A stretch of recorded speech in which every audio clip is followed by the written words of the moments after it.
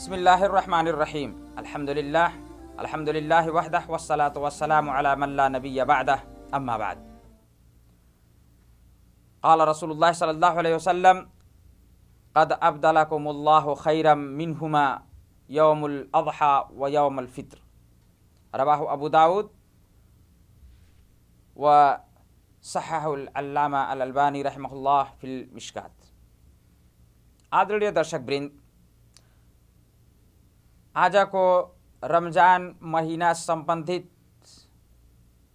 पाठहरूको यस श्रृङ्खलामा जुन विषय लिएर म तपाईको बीच उपस्थित भएको छु त्यो विषय हो ईदको नमाज र त्यसका केही अदबहरू।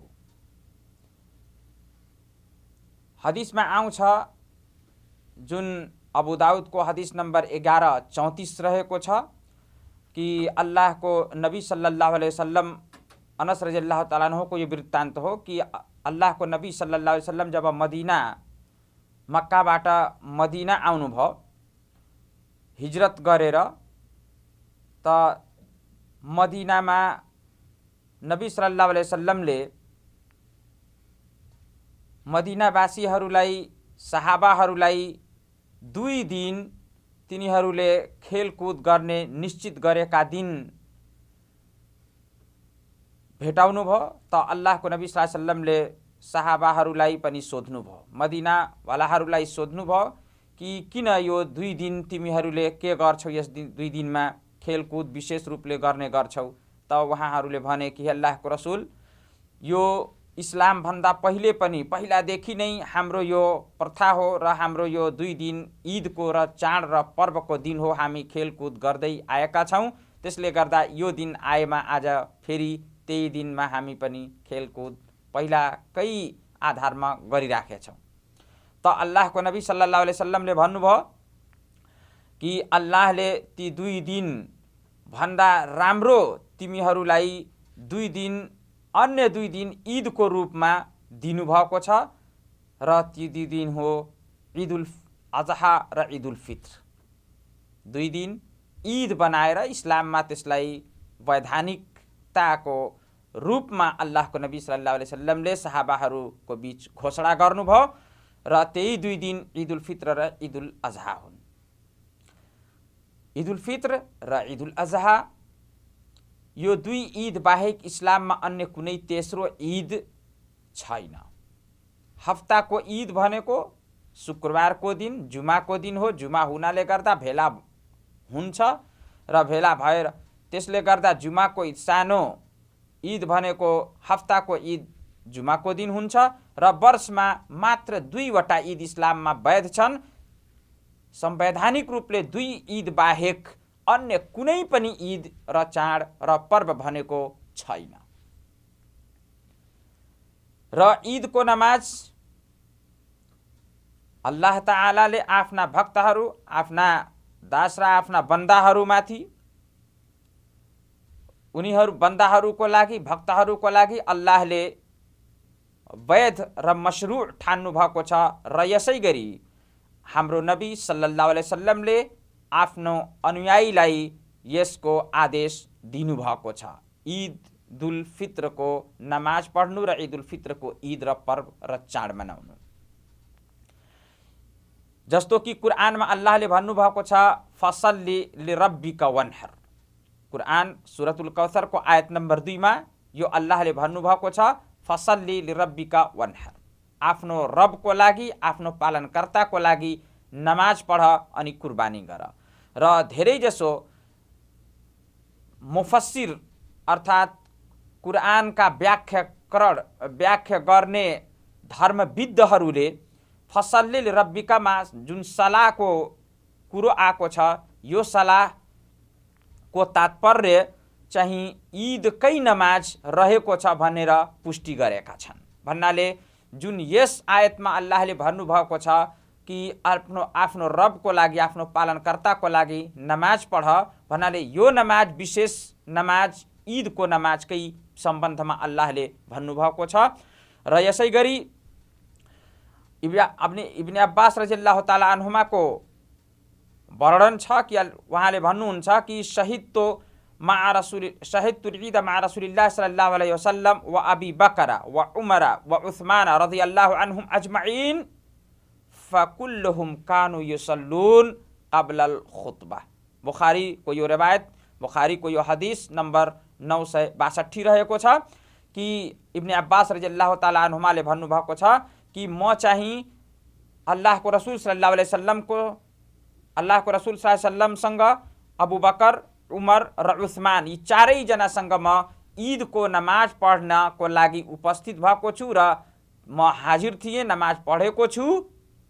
सबैको नमाज पढ्ने जुन ईदको नमाजको विशेषता के थियो कि सबैले खुतबा दिनुभन्दा पहिले ईदको नमाज पढ्थे भन्नाले खुतबा भन्दा पहिले ईदको 2 रकात नमाज र इब्ने अब्बास रदियल्लाहु ताला अन्हुमाको यो वृत्तान्त र यो हदिसले यो प्रमाणित हुन्छ कि नबी सल्लल्लाहु अलैहि वसल्लम लगायत सुरुदेखि नै इस्लाममा यो निरन्तरता साथ सबै सहाबाहरू नबीदेखि नबी लगायत अबू बकर, उमर, उस्मान र अन्य सबै सहाबाहरूले पढ्दै आएका छन् भन्नाले यो मुतवातिर आएको छ, यसमा कुनै किसिमको सन्देह र शङ्का छैन। यसै गरी अब्दुल्लाह इब्ने उमर रदियल्लाहु ताला अन्हुमाको भनाइ उहाँले भन्नुभयो कि काना रसूलुल्लाह सल्लल्लाहु अलैहि वसल्लम व अबू बकर व उमर कानु यसल्लून अल ईदैन क़ब्ल अल खुतबा। यो पनि बुखारीकै रिवायत 963 नम्बरको हदिस हो कि अबू बकर, नबी सल्लल्लाहु अलैहि वसल्लम र अबू बकर र उमर रदियल्लाहु अन्हुमा यी सबैले दुईटै ईद भन्नाले ईदुल फित्र र ईदुल अजहा खुतबा भन्दा पहिले नै पढ्ने गर्नुहुन्थ्यो भन्नाले यो प्रमाणित हुन्छ कि नबी सल्लल्लाहु अलैहि वसल्लम लगायत सबै सहाबा र इस्लामी लिडरहरू, अगुवाहरूले, खलिफाहरूले आफ्नो आफ्नो युगमा र पढ्दै आइएको छ। त्यसले गर्दा यसको वैधानिकता इस्लाममा प्रष्ट हुन्छ र वैधानिकताको पुष्टि यी हदिसहरू र सबैको कर्महरूले भइहाल्छ। ईदैनको नमाज पढ्नुको विषयमा आदेश के रहेको छ भन्नाले यसको स्थान र यसको दर्जा के हो। आदेशको दर्जा त यस विषयमा अल्लाहको नबी सल्लल्लाहु अलैहि वसल्लमले सबभन्दा पहिलो सन् 2 हिजरीमा ईदको नमाज मदीनामा पढ्न थाल्नुभयो र पढ्नुभयो र त्यहाँदेखि आफ्नो मर्नुन्जेलसम्म अन्तिम उमेर र अन्तिम दिनसम्म आफ्नो जीवनको यस संसारिक जीवनको अन्तिम दिनसम्म नबी सल्लल्लाहु अलैहि वसल्लमले ईदैनको नमाज, दुईटै ईदको नमाज कहिले पनि छाड्नु भएन भन्नाले सन् 2 हिजरीमा, किनकि व्रतको अनिवार्यता नै सन् 2 हिजरीमा, रमजान महिनाको व्रत बस्नुको अनिवार्यता नै सन् 2 हिजरीमा निर्धारित भएको हो।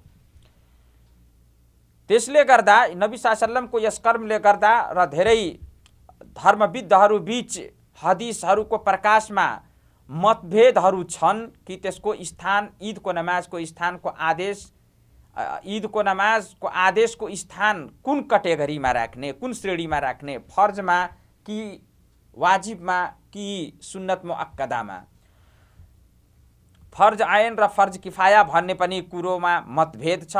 तर कतिपयले भनेका छन् कि यो फर्ज किफाया हो भन्नाले केही मानिसहरूले पढिहाले भने अन्य मानिसहरू, अन्य मुसलमानहरूबाट यसको अनिवार्यता समाप्त भइहाल्छ भन्नाले यिनीहरूलाई पाप लाग्दैन भन्नाले यदि कसैले पढेन भने सबै मुस्लिमहरूलाई पाप लाग्छ र गुनाह हुन्छ। तर शेख इब्ने उथैमीन र शेख इब्ने बाजले पनि भन्नुभएको छ हदिसको प्रकाशमा कि यो वाजिब कै स्तरमा हो भन्नाले यो वाजिब रहेको छ भने जस्तो, किनकि हदिसबाट जुन प्रमाण छन् र नबी सल्लल्लाहु अलैहि वसल्लमले जुन आदेशहरू दिनुभएको छ यस सम्बन्धमा, ईदैनको नमाजको सम्बन्धमा, ती आदेशहरूको प्रकाशमा यो प्रष्ट हुन्छ कि यो अनिवार्यकै रूप हो अल्लाहको नबी सल्लल्लाहु अलैहि वसल्लमले जुन भन्नुभएको छ। तर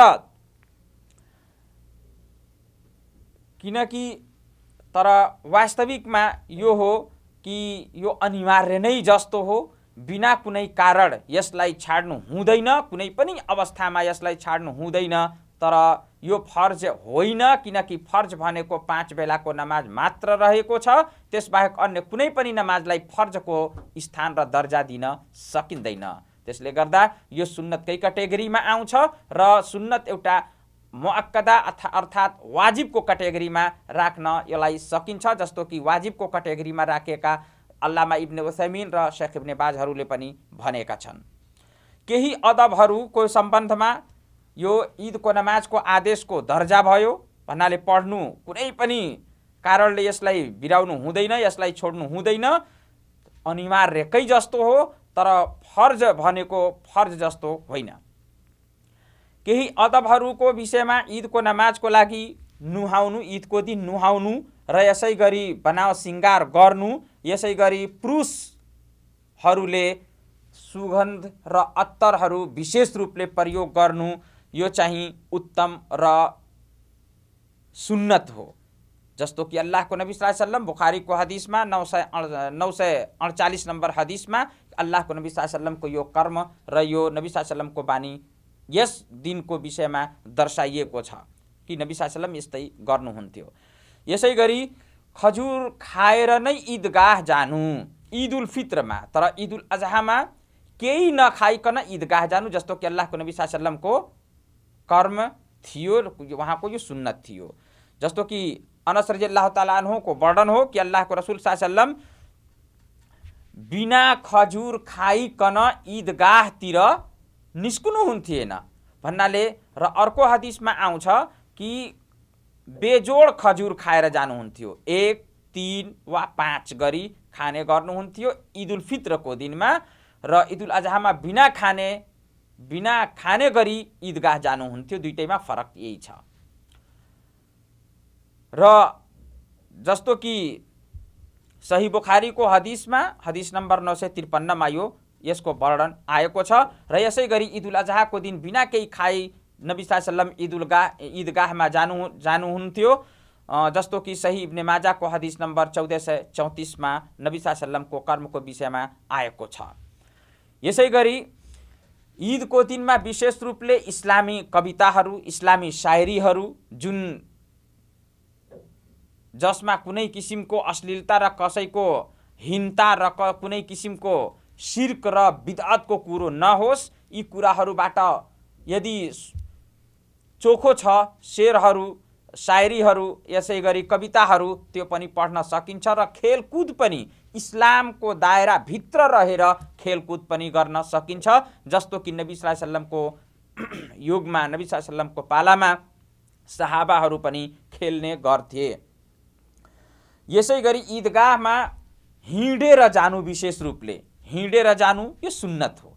हिँडेर जानु यो सुन्नत हो ईदगाहतिर, र एक बाटोले जानु र फर्किँदा अर्को बाटोले फर्किनु यदि यो पर्याप्त छ भने, यदि यस्तो मिल छ भने यसो गर्नु। एक बाटोले जानु, फर्किँदा अर्को बाटोबाट फर्किनु, यो चाहिँ सुन्नत र उत्तम हो। जस्तो कि अबू सईद अल खुदरी रज़ियल्लाहु ताला अन्हु को हदीस हो कि नबी सल्लल्लाहु अलैहि वसल्लम ईदगाह, बुखारी र मुस्लिममा यो हदीस छ कि नबी सल्लल्लाहु अलैहि वसल्लम ईदगाहतिर हिँडेर नै जाने गर्नुहुन्थ्यो भन्नाले हिँडेर जानु उत्तम र सुन्नत हो। तर यदि कुनै बाध्यताले गर्दा जान टाढा भएको हुनाले अथवा अन्य कुनै बाध्यताले गर्दा यदि गाडी र सवारीले गइयो पनि त्यसमा कुनै किसिमको कमी हुँदैन, अथवा ईदको नमाजको र ईदको दिनमा कुनै किसिमको त्यसलाई पाप र गुनाह हुँदैन, बरु यो पनि सही छ। तर सुन्नत यो हो कि हिँडेर जाओस्। यसै गरी 5औं नम्बरमा बिहानै पख ईदगाहमा जानु। बिहानै पख सूर्य निस्किसकेपछि, सूर्यको डल्लो पुरै निस्किसकेपछि अलिकति एक तीर अथवा एक धनुष बराबरको जति सूर्य आइसकेपछि एकदमै उज्यालो भएर सूर्य राम्रोसँग निस्किसकेपछि ईदको नमाज पढ्नु र ईदगाहतिर जानु, यो चाहिँ सुन्नत र उत्तम हो, ढिलो नगर्नु।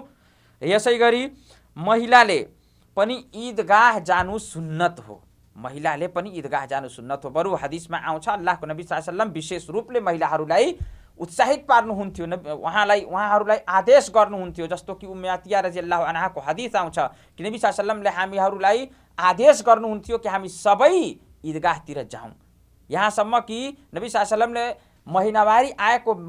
महिनावारी आएकी महिलालाई पनि भन्नुहुन्थ्यो कि ईदगाहतिर जाने र ईदगाहमा ईदको नमाज नपढ्ने तर मुस्लिमहरूको यस ठुलो पर्वमा सहभागी हुनु जरुरी छ र यसै गरी ईदको नमाज नपढी तिनीहरूको नमाजको ठाउँभन्दा अलिकति परै बस्ने र खुतबाहरू अवश्य सुन्ने र तिनीहरूको सँगसँगै खुसी मनाउने ईदको यो पर्व र चाडलाई राम्रोसँग मनाउने भन्नाले महिलाहरूले पनि जानु सुन्नत हो तर वाजिब उनीहरूको लागि होइन, सुन्नत हो।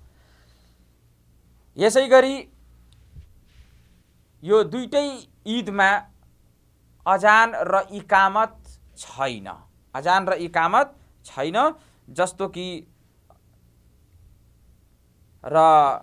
कि यो पनि प्रमाणित छ कि ईदको दिन ईदको नमाज बाहेक कुनै पनि सुन्नत नमाज पनि छैन, न त ईदको नमाज भन्दा पहिले न त ईदको नमाज भन्दा पछि। अजान र इकामत पनि छैन, सुन्नत पनि छैन। त्यसले गर्दा सुन्नत कोही गयो भने पढ्नु यो हदिस र नबी सल्लल्लाहु अलैहि वसल्लमको सुन्नतको विरुद्ध हुन्छ। ईदगाहमा सुन्नत पढ्नु हुँदैन, मात्र ईदको नमाज पढ्नु यो सुन्नत हो र यही आदेश हो। जस्तो कि अल्लाहको नबी सल्लल्लाहु अलैहि वसल्लमको विषयमा आउँछ, इब्न अब्बास रदियल्लाहु ताला अन्हुमाको रिवायत र वृत्तान्त हो, बुखारी र मुस्लिमको हदिस हो। उहाँले भन्नुभएको छ कि अन्ना नबी सल्लल्लाहु अलैहि वसल्लम खरज यौमल फित्र फसल्ला रकअतैन लम युसल्ली क़ब्लहुमा वला बादहुमा, कि अल्लाहको नबी सल्लल्लाहु अलैहि वसल्लम ईदुल फित्रको दिन ईदगाहतिर निस्किनु भयो अनि नबी सल्लल्लाहु अलैहि वसल्लमले मात्र ईदको 2 रकात नमाज पढ्नुभयो। ईदको 2 रकात नमाज भन्दा पहिले वा पछि कुनै पनि नमाज पढ्नु भएन। भन्नाले सुन्नत पढ्नु ईदको नमाज बाहेक कुनै पनि नमाज छैन।